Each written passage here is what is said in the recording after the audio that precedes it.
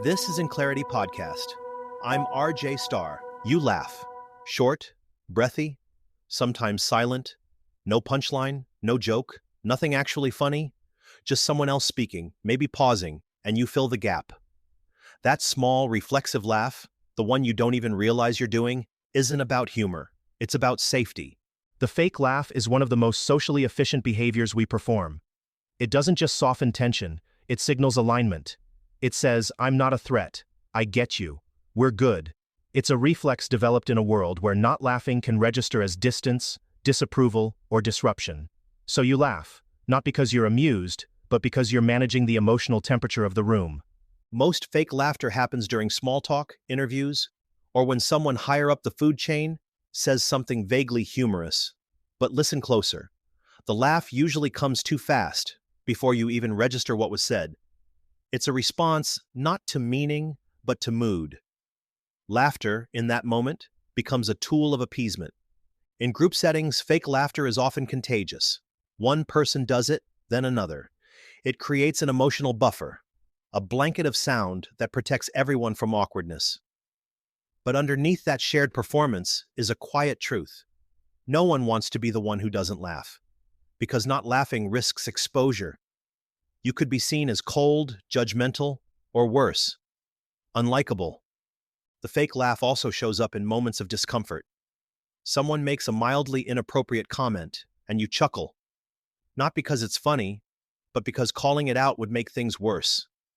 The laugh becomes a release valve, a way to distance yourself from confrontation without drawing attention. It's social triage. And the power dynamics here are worth paying attention to. People tend to fake laugh more around those they perceive as having higher status. The boss, the teacher, the charismatic friend who dominates the conversation. Laughing becomes a subtle submission cue, a way of saying, you're in charge here. I'm agreeable. I won't challenge you. Sometimes the laugh is even anticipatory. You expect something to be funny, or you know it's supposed to be, so you laugh on cue. You don't want the speaker to feel awkward. You don't want the moment to fall flat. So you carry the weight of their intent. You do the emotional labor of pretending something landed when it didn't. Of course, none of this means you're being inauthentic. In most cases, you're not even aware it's happening. The fake laugh isn't usually a lie. It's a habit. A social reflex shaped by a lifetime of watching how people respond to one another and learning, often unconsciously, that silence is riskier than sound. But that instinct comes at a cost. Because when everything is padded with laughter, it gets harder to tell what's real. People mistake politeness for connection. They assume you're aligned when you're just trying to stay comfortable. And over time, the habit of laughing when you don't mean it can create a kind of emotional dissonance. You start to lose track of what you actually find funny. This is especially true for people raised in environments where tension had to be managed quickly. Households with unpredictable moods. Classrooms with power imbalances. Workplaces where everything depends on chemistry. The fake laugh becomes a way to shrink your presence, your needs, your reactions, into something acceptable. You might even start laughing while you talk about your own pain.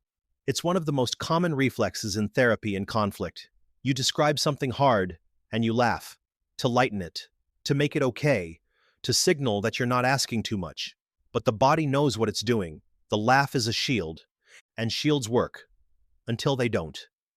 Because if every awkward pause is filled, if every moment of friction is smoothed over, then nothing real can land. Laughter creates cohesion, but fake laughter can create confusion, not just between people, but within ourselves. That's the trick of it. A laugh can mean delight, agreement, discomfort, apology, submission, or control. And when you've spent years using it to manage others' feelings, it gets harder to hear your own. So the next time you hear yourself laugh, pause for a second. Don't judge it. Just ask, what was I trying to protect?